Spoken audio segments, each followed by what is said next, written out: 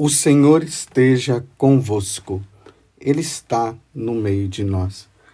Proclamação do Evangelho de Jesus Cristo, segundo Marcos. Glória a vós, Senhor. Naquele tempo, Jesus subiu ao monte e chamou os que ele quis, e foram até ele. Então Jesus designou 12 para que ficassem com ele e para enviá-los a pregar com a autoridade para expulsar os demônios. Designou, pois, os 12, Simão, a quem deu o nome de Pedro, Tiago e João, filho de Zebedeu, aos quais deu o nome de Boanerges, que quer dizer filhos do trovão, André, Filipe, Bartolomeu, Mateus, Tomé, Tiago, filho de Alfeu, Tadeu, Simão, o cananeu, e Judas Iscariotes, aquele que depois o traiu. Palavra da salvação. Glória a vós, Senhor. Meus irmãos e minhas irmãs, hoje a igreja celebra esse grande mártir. É uma memória facultativa, mas de São Sebastião. Ele se tornou um grande santo popular. No Brasil, tem muitas igrejas dedicadas a São Sebastião. Muitas capelas dedicadas a ele, santuários dedicados a São Sebastião. Por exemplo, eu nasci na cidade de Maraú, lá na Bahia, e o padroeiro de Maraú é São Sebastião. Eu fui batizado nessa igreja. Lá agora mesmo está tendo as festividades de São Sebastião. Mas quem foi São Sebastião? Ele foi um soldado imperial, ali de Narbona, ali na Itália. Ele sofreu martírio em Roma, em testemunho de sua fé em Cristo na época de Diocleciano. Esse Diocleciano foi um imperador perverso. Ele matava todos os cristãos que não negavam a fé em Cristo Jesus. Ele queria que os cristãos o adorassem e servissem aos deuses pagãos. Mas graças a Deus os cristãos eram fiéis. E São Sebastião foi um deles. Ele não negou a fé, por isso ele foi crucificado e foi flechado. E os soldados, pensando que ele havia morrido, ele não morreu, tiraram ele lá daquela situação que ele estava, cuidaram dele, milagrosamente ele foi curado também, e depois acabaram prendendo ele de novo, e aí mataram esse grande homem. Que São Sebastião nos ajude a nós professarmos a nossa fé na igreja e sermos fiéis a ela, mesmo que seja preciso derramar o sangue. Façamos como Santa Teresa d'Ávila, morramos como filhos da igreja, mesmo que seja por perseguição. Que São Sebastião, no dia de hoje, aumente a nossa fé e a nossa fidelidade à Igreja Católica. Mas voltemos ao Evangelho de hoje. Estamos no capítulo 3 do Evangelho de São Marcos, do capítulo 3, do 13 ao 19. Vocês vão vendo, né, que nesses dias nós temos visto aí Jesus pregando o Evangelho. Ele está ali na cidade de Cafarnaum, então tem horas que ele está na sinagoga, outros momentos ele está na casa da sogra de Pedro, multidões, pessoas são levadas para lá. Depois ele vai para o mar da Galileia, prega ali no mar da Galileia, depois ele vai para outros lugares e a fama de Jesus vai se espalhando, vai crescendo. Como ontem nós vimos no Evangelho, que falava o quê? Que que muita gente da Galileia, da região da Galileia, o seguia, e também muita gente da Judéia, de Jerusalém, da Idumeia e de outros lados do Jordão, dos territórios de Tiro e Sidônia, que já são os territórios pagãos. Todo mundo estava atrás de Jesus e aquela coisa toda.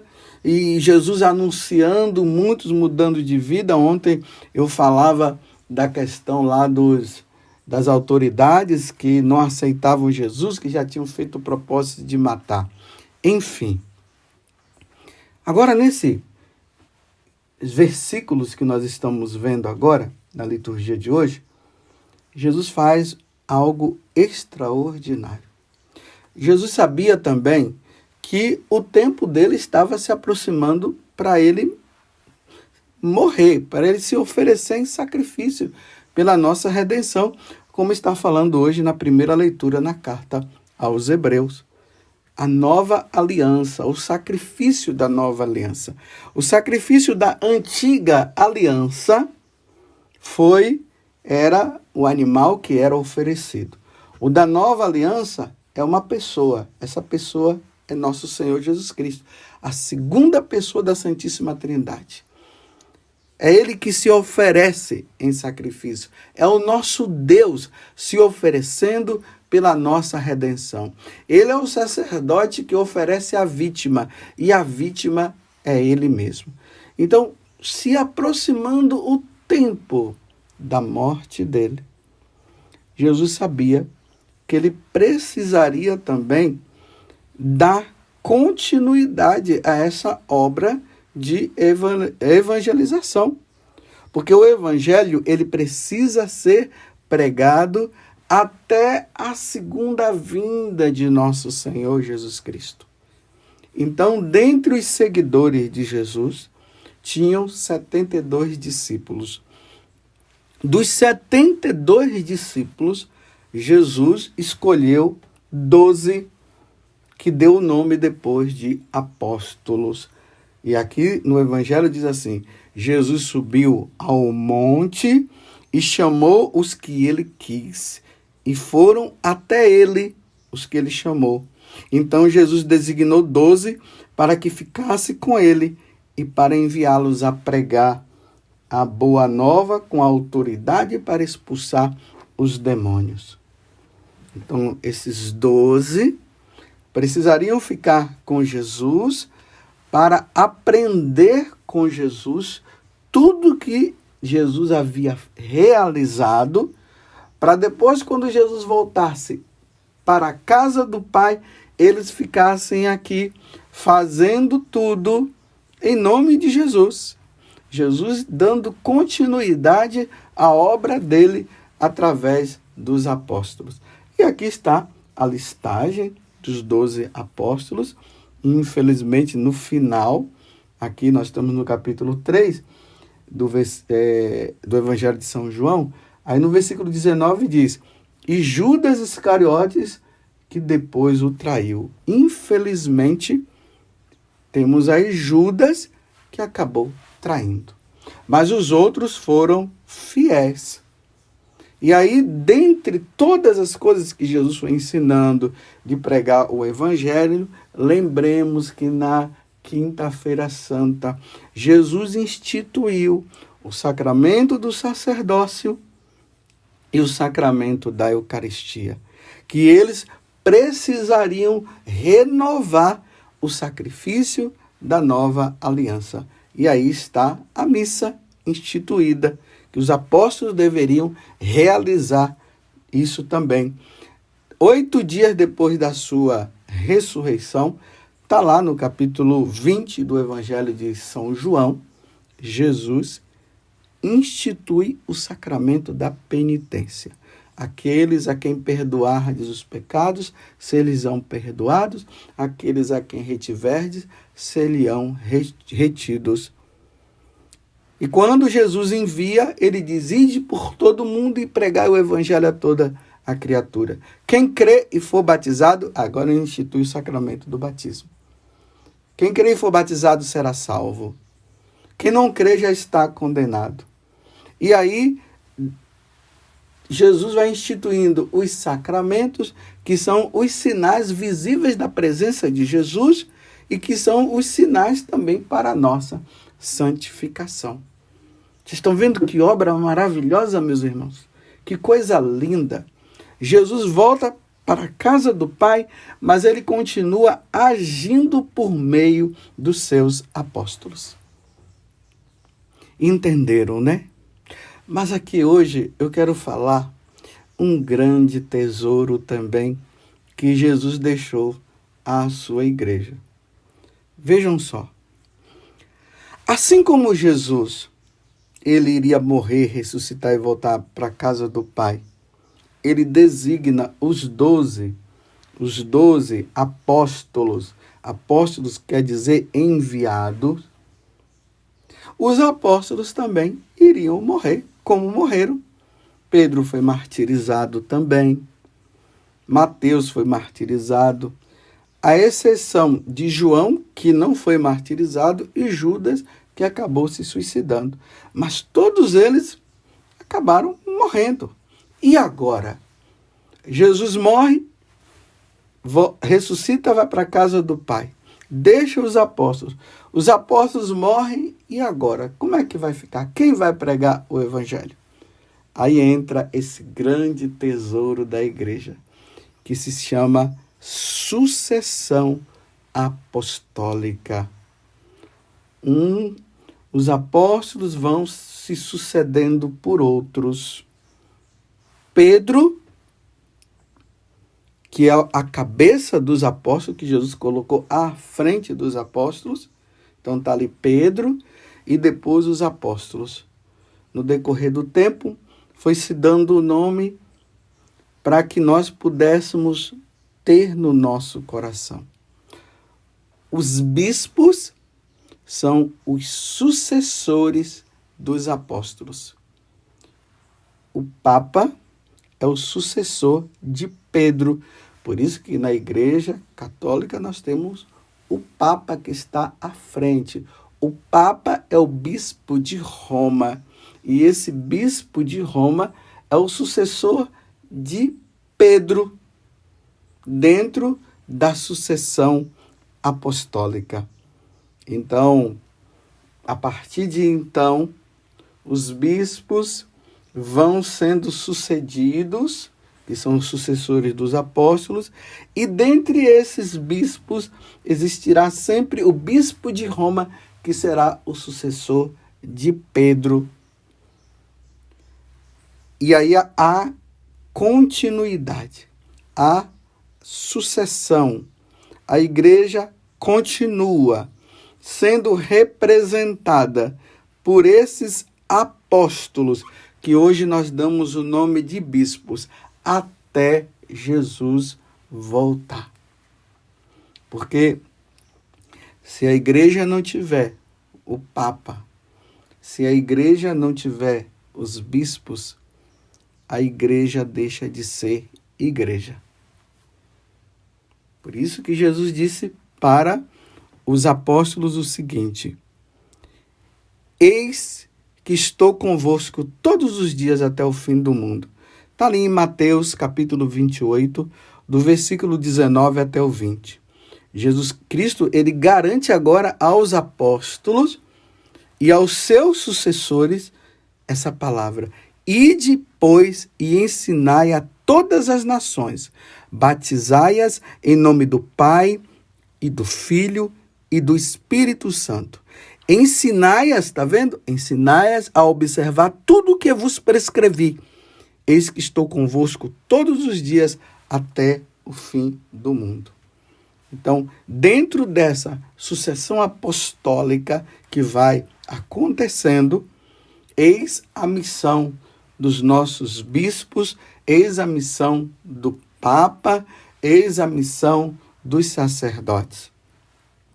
Essa palavra Papa não está na Bíblia, porque às vezes os evangélicos ficam dizendo, então me mostre na Bíblia a palavra Papa. Não tem.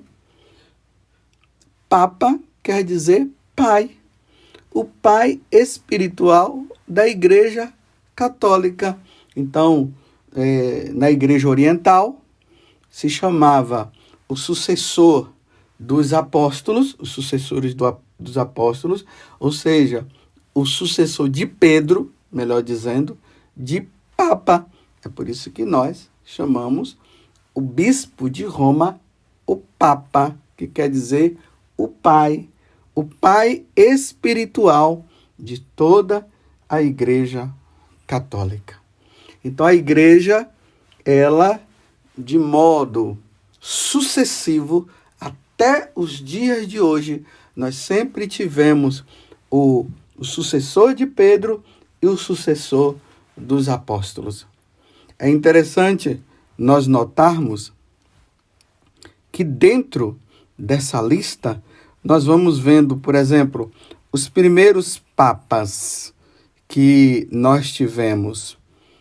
Aí vem Pedro, depois de Pedro vem Lino, depois vem Anacleto, Clemente I, Evaristo, Alexandre I, Sisto I, Telésforo, Higino, Pio I, tá vendo? Que vai um atrás do outro. Aqui eu falei os 10 primeiros sucessores de Pedro. Os papas, os 10 primeiros. É interessante também que esses primeiros papas, muitos deles são santos. Existem papas que não foram canonizados, provavelmente não serão. Tem outros que estão na lista de espera para serem canonizados. E aí nós vemos uma coisa: nem todos os apóstolos, nem todos os sucessores dos apóstolos foram tão santos como deveriam ser. Se nós formos olhar a história da igreja, nós vamos ver que muitos sucessores de Pedro, ora, pisaram na bola. Muitas coisas erradas nós vamos vendo que foram acontecendo. Mas aqui tem uma coisa, meus irmãos. Mas quando se tratava da fé e da moral, eles não erravam. Eles poderiam até estar vivendo coisas erradas até na moral, mas na hora de ensinar, eles sempre ensinaram o que nosso Senhor Jesus Cristo deixou. Isso aqui vocês precisam notar, né? Se no meio dos apóstolos teve um Judas que traiu, no meio também dos sucessores, muitos traíram também. Mas aqui eu quero repetir mais uma coisa, mais uma vez. Mas quando se tratava da questão da fé e da moral, eles nunca erraram. Dentro dessa sucessão, vamos falar os mais recentes. Aí, os mais próximos de nós agora, porque a lista são de 266 papas. 266. Aí, ali por volta de 1939 até 1958, nós temos o Papa Pio XII. Depois do Papa Pio XII veio João XXIII. Depois de João XXIII veio o Papa Paulo VI. Depois do Papa Paulo VI veio João Paulo I. Aí já vai notando que nós já vamos conhecendo, né? João Paulo II, que é santo. E quantas pessoas aqui da nossa época que tem até foto com ele. Depois veio Bento XVI, que morreu recentemente, renunciou, morreu como Papa emérito. Aí temos também o Papa Francisco, que é o último Papa que está aí. E aí vai acontecendo as sucessões até o dia em que Jesus vier na sua glória. A Igreja Católica nunca vai ficar sem o Papa. A Igreja Católica nunca vai ficar sem os bispos. A Igreja Católica nunca vai ficar sem os sacerdotes. Se a Igreja Católica ficar sem a hierarquia, já não é mais Igreja Católica. Você pode falar o que você quiser. Repito mais uma vez. Papas santos tiveram, papas menos santos, papas que até fizeram muitas coisas erradas, mas foram os papas. Aqui tem uma coisa, meus irmãos. Em momentos difíceis que a igreja estava passando, no momento certo, que até iria acontecer uma grande aberração na igreja, Deus tirou aquele papa. Deus tirou no momento certo. E aí veio o conclave e escolheu um novo papa. A igreja passou, se você for estudar a história da igreja, você vai ver momentos terríveis que a igreja passou. Mas as portas do inferno nunca vai prevalecer contra a igreja católica. Não vai prevalecer. Mas, diante de todos esses erros, os fiéis foram rezando. Sempre quando tinha um papa que estava meio assim, a igreja sempre rezou. Deus, no momento certo, ele agiu. Mas quando tinha também aqueles papas santos e tudo, a igreja também rezava pela perseverança deles. Meus irmãos, no dia de hoje, em que na liturgia Jesus escolhe os 12, aqueles que iriam perpetuar os ensinamentos da Igreja Católica até ele voltar, continuemos a rezar pela nossa Igreja Católica. Em especial, não deixem de rezar pela hierarquia. Uma das coisas que o diabo quer é destruir a igreja. E como é que ele vai querer destruir a igreja? Pela hierarquia. Pelo Papa, pelos bispos, pelos sacerdotes. É assim que Satanás vive trabalhando e querendo destruir. Mas ele não vai conseguir. Tempos difíceis a igreja passou, mas a igreja sempre venceu. A marca de Cristo, que é a igreja, nunca será destruída, porque as portas do inferno jamais prevalecerão contra ela. Repito mais uma vez, nos momentos mais difíceis, que parecia que essa igreja, que é a barca de Cristo, ia naufragar, Deus veio e renovou. Deus veio e ela continuou. Rezemos pela nossa igreja. Viva a Igreja Católica, com dificuldades ou sem dificuldades. Vamos ser perseverantes. Vamos perseverar como São Sebastião. Vamos perseverar como os santos perseveraram. Vamos ser fiéis. Não abandonem a Igreja Católica de maneira nenhuma. Nós cremos, nós professamos. A Igreja Católica é a Igreja de Cristo. Nós iremos perseverar até o fim. E um dia, essa igreja militante, que somos nós, irá se reunir com a igreja triunfante lá no céu, diante de nosso Senhor Jesus Cristo, diante do Pai, diante do Espírito Santo. Ali a Santíssima Trindade nós contemplaremos e junto com os anjos e com aqueles que já estão lá, viveremos a vida divina. Contemplaremos a face de Deus por toda a eternidade. Viva a Igreja Católica! Louvado seja nosso Senhor Jesus Cristo, para sempre seja louvado, e a nossa Mãe Maria Santíssima.